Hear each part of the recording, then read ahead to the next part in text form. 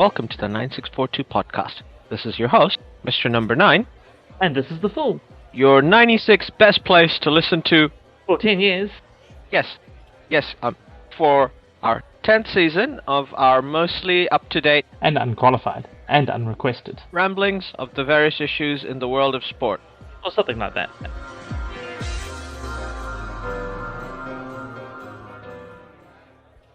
Hello everyone, welcome back. We are going to review a World Cup. Which World Cup? Well, so many to pick from. We'll go with the World Cup that's been suddenly getting popular in this country, the Rugby World Cup. Yay! Hey, what do you mean suddenly? Yes. New Zealand's had a bit of an interesting journey this World Cup, would you say? Yeah, I mean, not their normal journey, so that's made it a little bit more fun. I think the fact that the country wrote off the All Blacks before the tournament even started, that's like a fresh take. That's a fresh take for the country before. That was pretty much it, yeah. They were just going into it and everyone was like, they're going to be bad. I mean... They're going to lose in the quarters, like... Yeah. And, they haven't made another semi-final, just like... I think there may have been a few people that could have thought they might have gone out in the pool play, I mean, they very much didn't look like that, but... I think anybody who thought they were going to get out of the pool play were being negative for the sake of being negative. Yeah, they would. But normally that's not the negativity, like normal World Cups, Rugby World Cups, the negativity is, we'll lose in the quarters or the semis or something, and this time it was like, we'll be knocked out by Italy. Like, we're not going to get knocked out by Italy, but... We're not going to get knocked out by Italy. It was that shift of negativity just down a scale. I mean, I understand that the country, for some reason, hates Ian Foster. Like, I'm not a rugby head. Like, I don't follow it closely.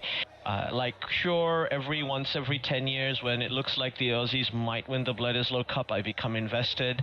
Or what? And every 4 years when a World Cup comes around, I become invested. But other than that, I'm like, I'll just follow the rugby championships. But yeah, at the end of the day, all that matters to me is the Bledisloe Cup and the World Cup.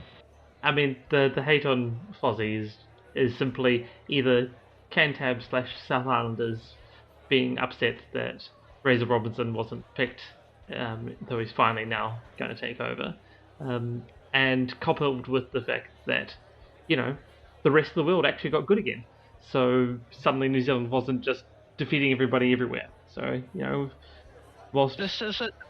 This was a transitional team, to be fair. And there's that as well. This is still, this is very much a team in building. It's a transitional team, which doesn't help either for Ian Foster. He's got Northern Hemisphere teams that are on top, that are at their peak. The All Blacks are not at their peak. It's definitely in the rebuilding cycle. And that just is... And South Africa being near top again as well, so we'll see how they go along this World Cup. This year they haven't looked as peak as they had 1 or 2 years back, so see how that goes. Even in the last World Cup, the South Africans started slow. I believe they lost to Japan, and they came back and won, right? So. And South Africa were in the doldrums for a couple of World Cup cycles before that, and then they came back. I think 2011 World Cup, South Africa very unlucky to lose to Australia, and in the quarterfinals. Australia managed to... Will Genia kind of willed Australia to a win in that game. Yes. I mean, what would Australia be like if Will Genia hadn't been around for the last 10 years? Like, is there any good player in that team? Like, any player in that team other than Will Genia who South Africa or New Zealand would want? That's a very, I can't think of anybody off the top of my head. Like, he's obviously a worldie. Like, maybe, like, if he was part of the early 2000s team, he'd be considered a Wallabies all-time great. And he's just, he's just a guy, except he's going to be remembered as the one good player in a poor era of Australian rugby. Yes. But the team has all three of the Southern Hemisphere teams, other than South Africa, who were probably, because they're defending champions, you always have to give them a shot, were a bit down. This is the thing, like with the Northern Hemisphere teams, other than England, none of them have ever won. Somehow Ireland always choke it. France has made a bunch of finals without winning.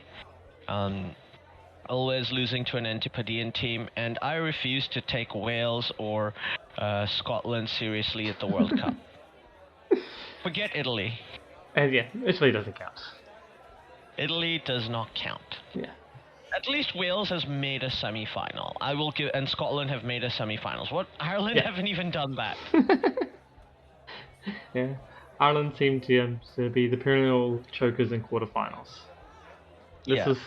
And I did feel, not to get ahead of ourselves into games, I did feel sorry for them a little bit last Sunday because, this was their one-in-a-generation team. You thought this was, if they were going to have the best shot of ever winning this, it was this team, and they still lost in the quarterfinals.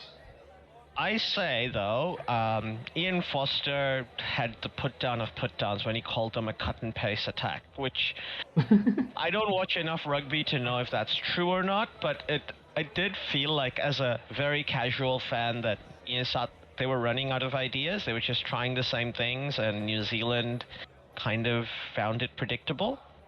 I mean, I see where it's very harsh. Like, Ireland were...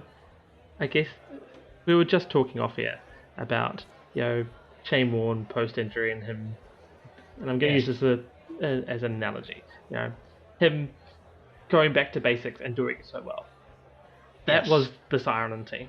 Yes, you could say they were copy and paste and one-dimensional, but they were really, really good at that. People could not stop them. The fact the All Blacks found a way of defending so well against that Irish attack is amazing, because that Irish attack, whilst you knew what they were going to do, normally you couldn't stop. I mean, last year New Zealand couldn't stop it in 2 out of 3 tests. They didn't even, one of them, I think the Christchurch one, they didn't even look close to stopping it. Like, to come out and say that, like, oh, they copy paste, one-dimensional, do one thing, like, we knew that last year too. Did that help? No.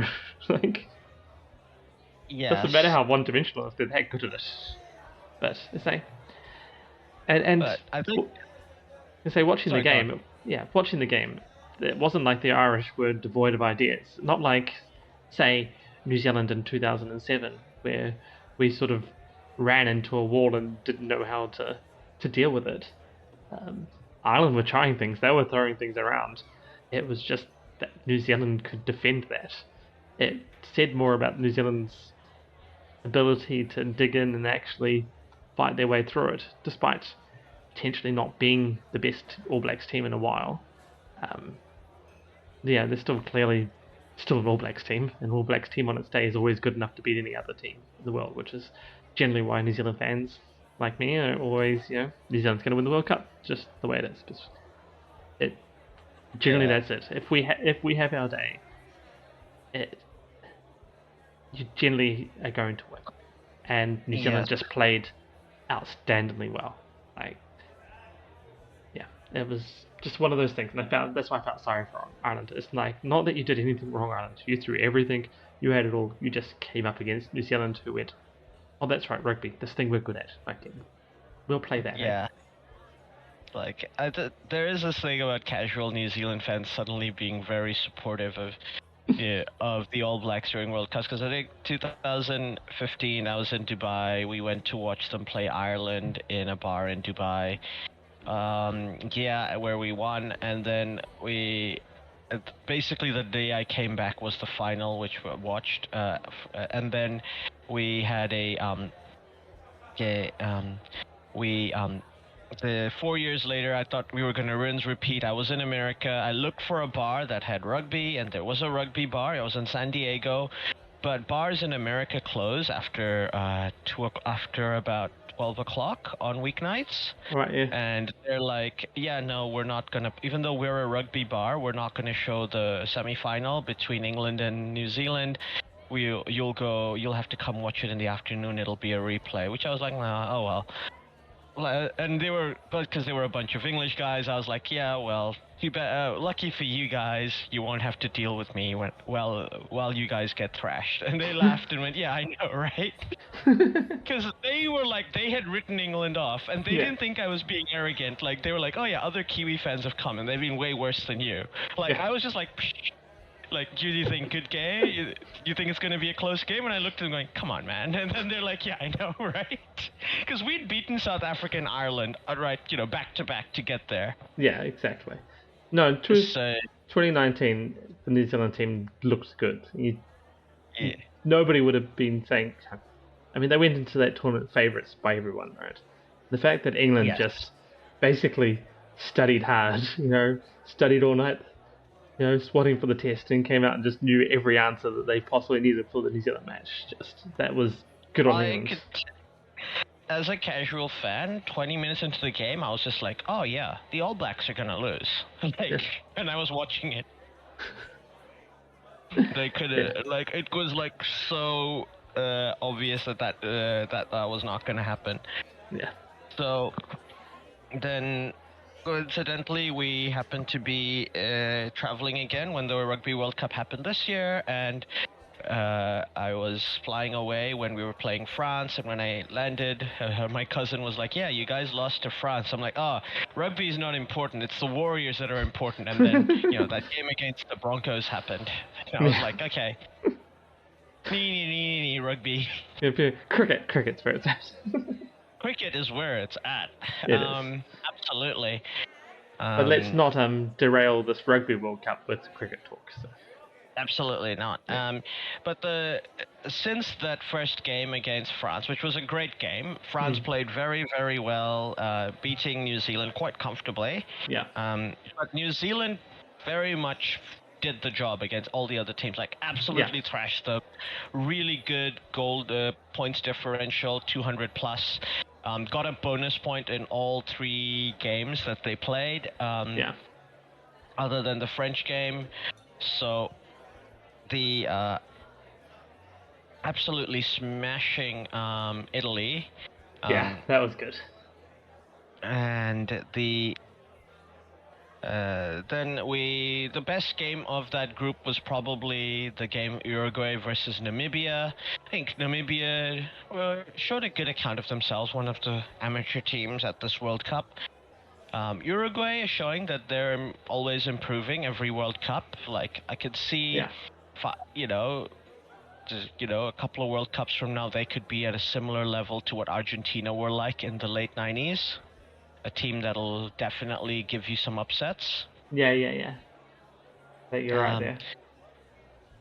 I mean, who can? But yeah, the pool in the end was as we predicted, you and I, that it was going to be France and then New Zealand. Yeah. Making it through. Pool B, we had Ireland, South Africa, Scotland, Tonga, and Romania. Yeah. Obviously, Ireland opened up with a huge win against Romania. I think very disappointing tournament for Romania. And you would have expected them to have closer games, but they got thrashed pretty much every game. They had the worst points differential of the entire game tournament. So yeah, they got absolutely smoked everywhere. Yeah. Tonga, once again, you're expecting them to do something, but they only got the 1 win against Romania, which was a good win. Scotland, after all that complaining and whining, they still were nowhere close. They never looked like they were going to be good enough to beat South Africa, and they definitely did not look like they were good enough to beat Ireland. No. I mean, in the end, Pool B definitely was the pool of death. I mean, even though Ireland and South Africa sort of romped away with it and looked a class above the rest of them, still felt a little sorry for Scotland and Tonga for having to deal with that, and even Romania for getting absolutely smashed by everybody there because they had nobody else to work with. But in the end, you say Ireland, South Africa, way too good. They were just obviously a class above the rest of them. Yeah, Johnny Sexton was basically on fire. Yeah. In the pool play, very, very impressive performances. Like rightfully proving why they were favorites. Both of those two teams went through to the next round. Pool C, yeah. Now this was to me the actual pool of death. We had predicted it would be Fiji and Wales going through, or Fiji and Georgia going through. Georgia, unfortunately, disappointed all of us. Yeah, that was very sad. easily set aside by Australia. Had a close game against Fiji, and then got smashed by Wales and Portugal as well. Portugal, I think, very good account of themselves. Like they tied the game against Portugal, but Portugal, I think, played a very played quite impressively, in my opinion. Oh, definitely, yes. They just managing to beat Fiji, preventing Fiji from topping the group. Now, Fiji and Wales going through. Wales obviously had went through the group undefeated, so they were by far the best team in this group. Yeah. And they look solid. Definitely a team no one should be taking for granted. But Fiji, yeah, there's like they could have gotten a bit higher, but in the end they relied on points differential, the closest of margins, to get ahead of Australia. Yeah. And get through. They nearly managed to bottle their chances of getting through. That lost to Georgia. There's one point where they just were not looking very good at all, but it was during the first half. The second half they managed to string a few things together, but yeah, that first half, I feel like the nerves had got to them a bit, and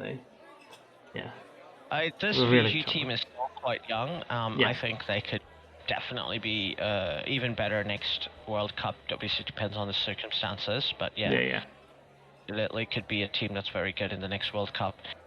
Pool D, we had England and Argentina come through. England undefeated, beating Argentina in their first game.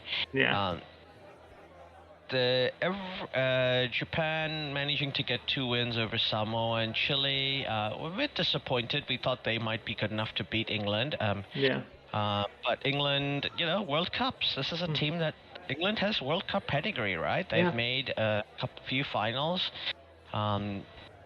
They get through, and at the end, when it came right down to it, Owen Farrell managed to power his team through to the World Cup semi-finals, to the World Cup quarterfinals, rather. The team will.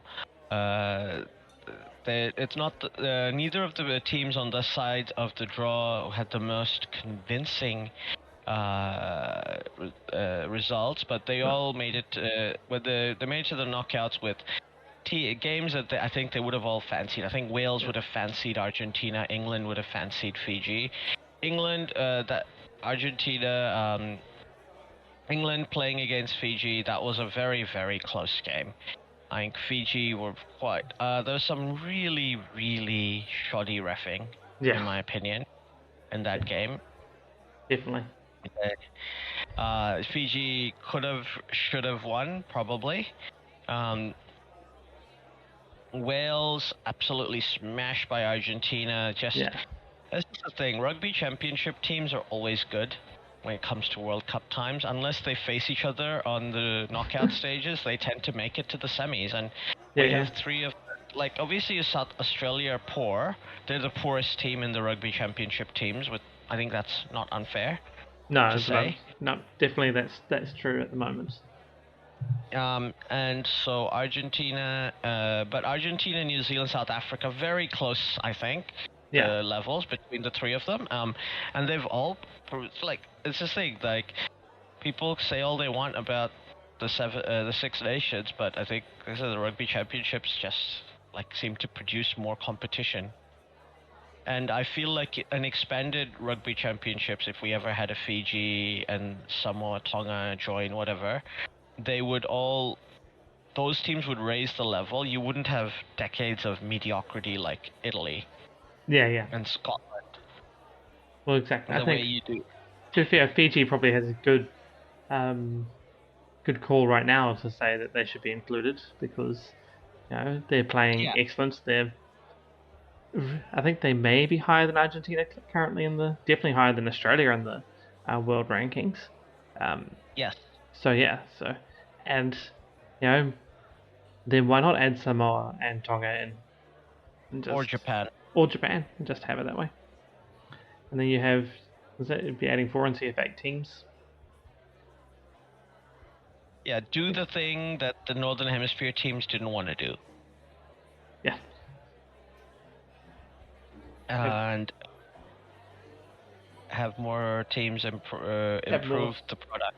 Exactly. And it would, be nice and global. It would be, quite a thing. And it'd be a really good product, that, actually. Be quite enjoyable to watch. I have to agree, and especially if you have relegation and promotion, even if you have 6 nations and if you have relegation and promotion, that's fine. Yeah. If Australia aren't good enough, they'll go. We'll still play Bledisloe games against them, but they'll get relegated to the 2nd division if they're not good enough.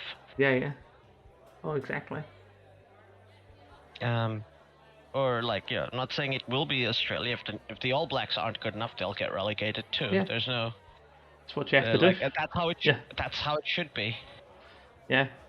I mean, you could possibly even therefore add USA, Canada, Uruguay in, and you almost got 2 divisions of 6.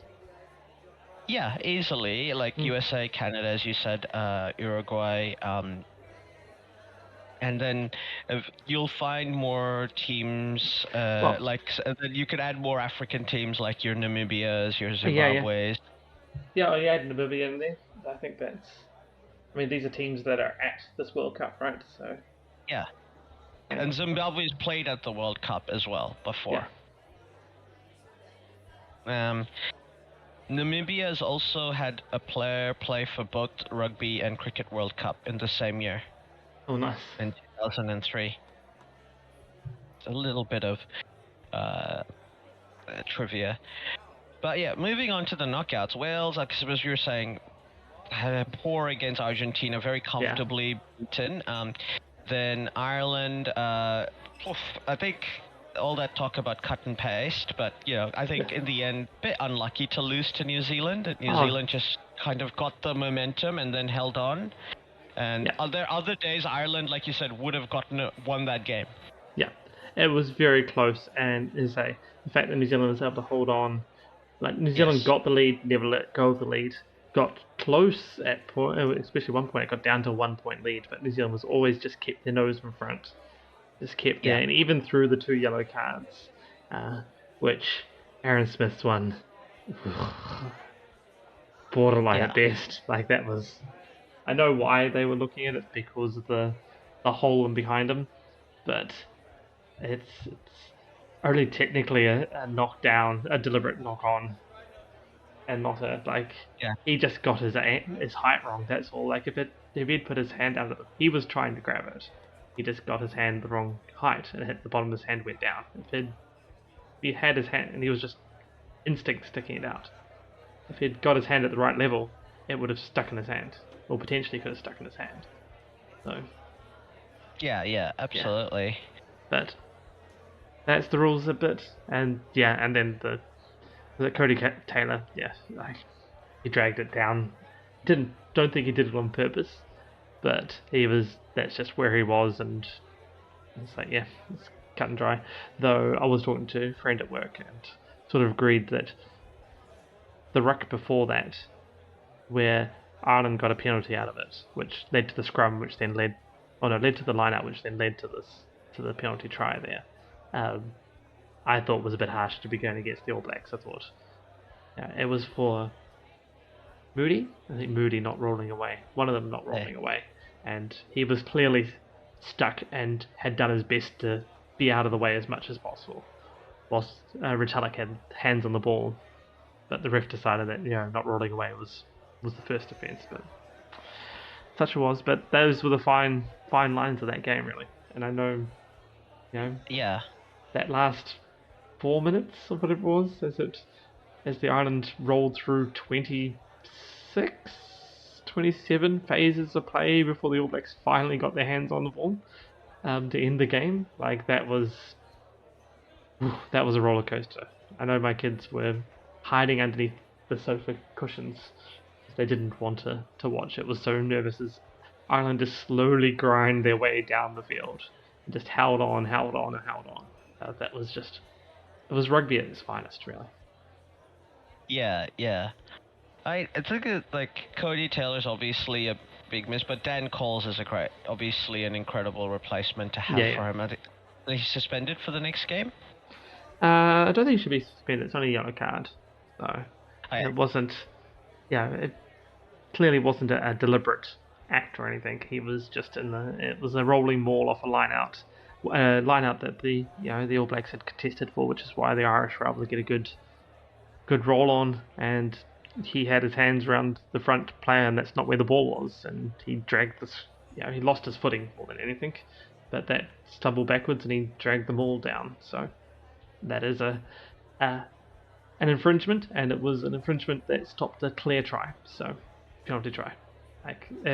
There's no real arguments there, and a yellow card as well. It's like, yep, that's all exactly how the rules say. It's unfortunate for Cody Taylor because I don't think there was a lot he could have done differently, but he did do it, and it was therefore a professional foul and stopped a clear try scoring opportunity. So it's a penalty try and a yellow card. It's just that's what that is. You don't get much more clear cut. Yeah, exactly. I think the one that perhaps was more clear cut than the ref scene thing, which was a bit after that, where I think it was Beauden Barrett got pulled down when he was chasing a kick before he could jump in the air. And it also meant that they pulled sort of any support structures away from the Irish player in the air, who fell a little bit heavily. And that was a penalty that New Zealand then kicked to go ahead by 4. But there was no real review of that incident. It was like that. Like, what was the player doing, grabbing hold of Barrett and pulling him down? Like, that's not how you play rugby. It's a deliberate. It's a professional foul. It's deliberate, even more deliberate than Cody Taylor's. So yes, the refs see what the ref sees. They do have the bunker or VAR or whatever you want to call it in rugby to review these things as well. So yeah, there's a lot of marginal calls in that game.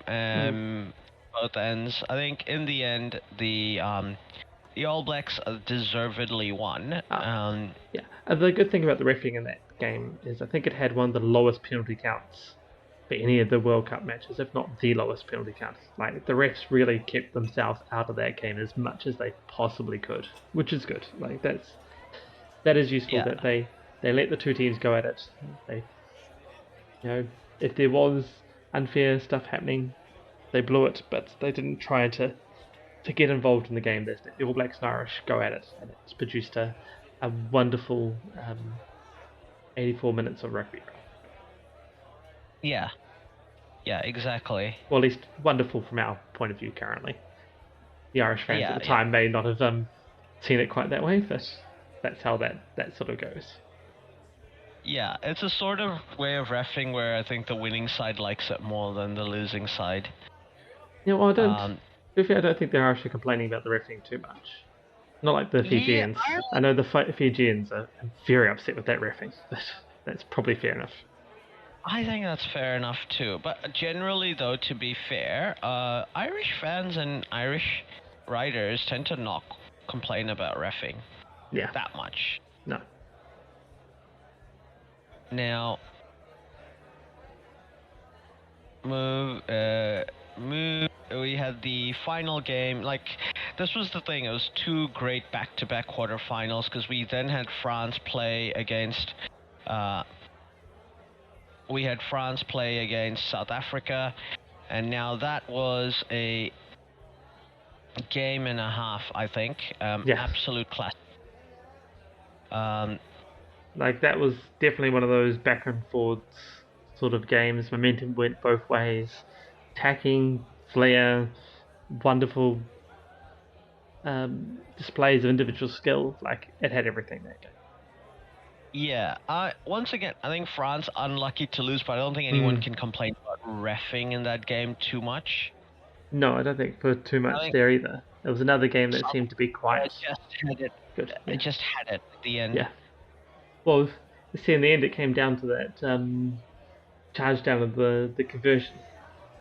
Yeah. That their winger managed to, like, sprinting out from the goal line and stopping 2 points. Like, that's, I mean, you can clearly, if they had gone over, that meant that France would have won by 1.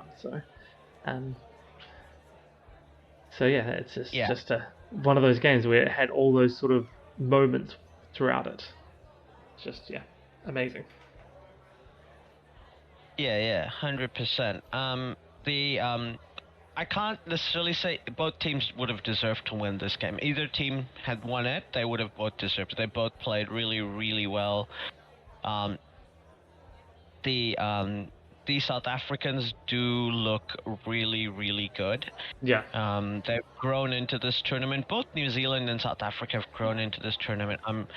I think they both have a tough assignment with South Africa playing England. There will be a lot of England fans. It's in Stade de France in Saint Denis, Saint Denis, and so Argentina playing New Zealand always has the fans in Rugby World Cups. Yeah, it doesn't matter where it's being held. And Argentina, Los Pumas have never beaten New Zealand in a World Cup. I don't think, and I think Los Pumas have only just recently beaten the All Blacks. They've beaten us twice. Yeah, they've beaten us twice in the last 3 years. The first time was in Buenos Aires in Argentina, and I think that was might have been 2 years ago, maybe in the last 2 years. I think it was 2021.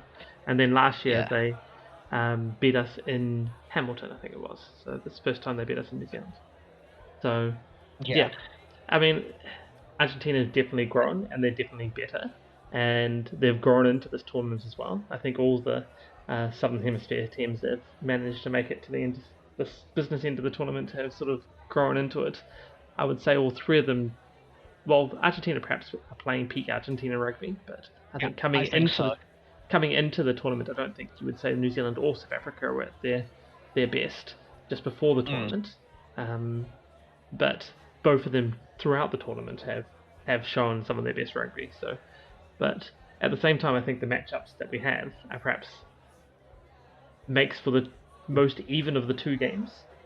Like England and South Africa is going to be a forward battle, and it's going to be really interesting and really one for the purists and the technicians, because it's going to be one up front, forward momentum, but then also, how then they can use that momentum to get some space for some pretty outstanding players a bit further out, especially in South Africa. England are a little bit more tightly compact, but doing that very well. So it's going to be, and he's saying, fan base at the stadium is probably going to be huge to England. So that'll be a really interesting game. And then he's saying New Zealand, Argentina. With Argentina, say they've had the better of New Zealand recently. This year, New Zealand, I think we beat them twice quite convincingly in the Rugby Championship. So that's a little less good, but Argentina weren't looking as good as they were last year, and I think Argentina in the quarterfinals were looking back to how they were last year, and that's when they beat New Zealand in New Zealand. So it could be interesting. I still think it's on New Zealand. Like, we just played an absolutely stunning and outstanding game where we're perhaps the best we've been for some time, potentially the best I've seen New Zealand play since they lost to England, and including the loss to England in the semi-final of the last World Cup. And can they back that back up again? And if they do, obviously they march through to the final. But one of the things about New Zealand in the last few years has been not being able to back those games up 2 in a row or 3 in a row, So we'll have to see. We will. But I do think, look, my head and my heart say it's going to be a New Zealand-South Africa final. Yeah. But there's a thing in the back of my head saying, superstitiously, it's clearly going to be an Argentina-England final. Yeah, there is that too.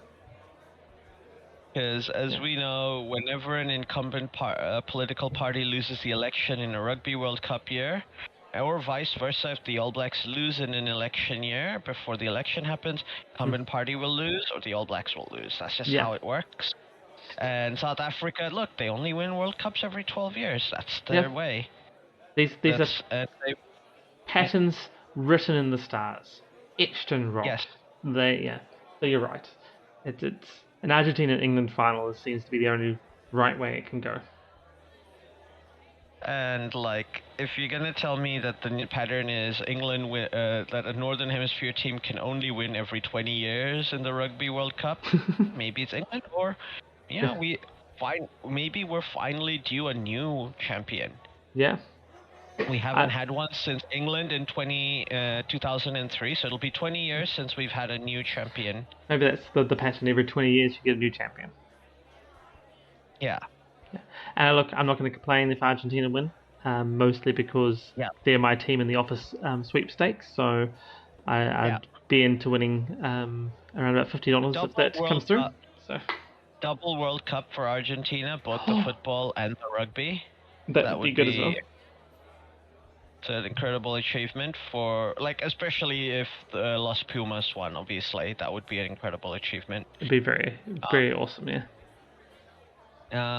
England winning potential. I would love to see a new country win. We were hoping it would be Fiji, and well, you thought Fiji. I actually thought it'd be Argentina into that, but yeah, I was sort of backing on the Argentina-Fiji final. But yeah, Argentina-Fiji final. I was hoping it would be a New Zealand-Fiji final, but we were both hoping we'd have a Fiji here. Not to be. Yeah. But I think very easily could have been. So there's like interesting and fun things to come for World Rugby, I think. Especially since I'm hearing a rumor that Fiji are in talks to join the Rugby World Championship next year. Oh, cool. That'd be really cool. Yeah, Fiji join the Rugby Championship. I think that would be like, especially if we do have Fiji and Japan, and like the Southern Hemisphere can't just set up a whole relegation promotion league. There's no reason to not do that. No, I think that's definitely possible to say. Got enough good teams in Africa, South America, North America. You say, plus Japan and the Pacific Islands. Definitely possible. Sure, they can manage it. Yeah. And also the sport is growing in Asia. I think you'll eventually see good teams like Sri Lanka. Rugby's their national sport, despite what people may believe.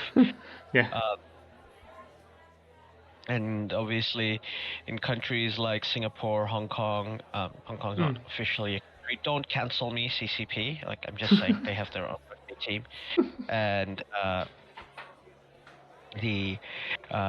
Malaysia. The sport is growing, so it's exciting times. And they are thinking that in the next World Cup, which is to be held in Australia. Is it? From memory, they are proposing that it be expanded to 24 teams. All right, yeah.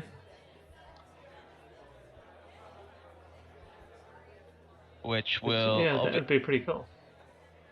Yeah, so Australia next year, and then they're hoping United States will host in 2031, which I think is also ideal. Yes, no, that would. Yeah, Australia and the United States. That'd be pretty cool, actually. In the United States in 2031. And I think 2027 is a good opportunity for Australia to come back, get the country to fall in love with the Wallabies again. Yeah, exactly. Which will help them to be stronger and better as time goes on. Yeah. But yeah, this is our. What is your prediction? Do you agree with me? Is it superstition or is it the head and the heart that's gonna do it? I'm going with head and heart and New Zealand to win it, just because, patriotism. Despite the fact that I do have $50 coming my way if Argentina do go that way, so I won't be sad. But patriotism leans me to say New Zealand beats Argentina, and then New Zealand beats either South Africa or England, and it'll probably be South Africa. Have an awesome final, New Zealand, South Africa, New Zealand coming out on top.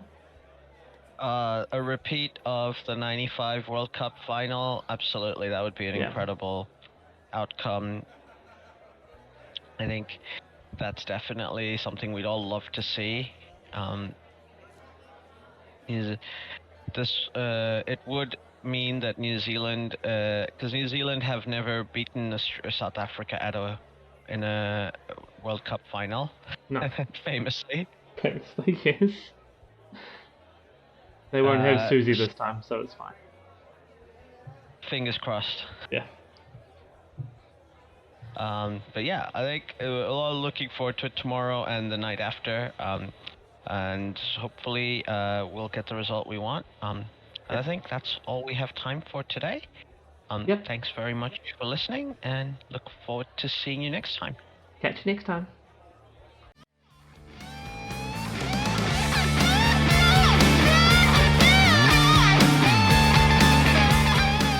Well, that is the end. Thanks for listening all the way through. If you liked what you heard, we have even more. NineSixFourTwo Discord and a Buy Me a Coffee. Pretty sure it's Buy Me a Beer.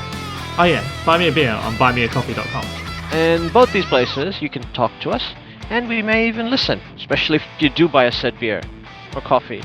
I might still be confused. Yes, we're easily bribed. All links are in the show notes below. Don't forget to like and subscribe. This is on YouTube.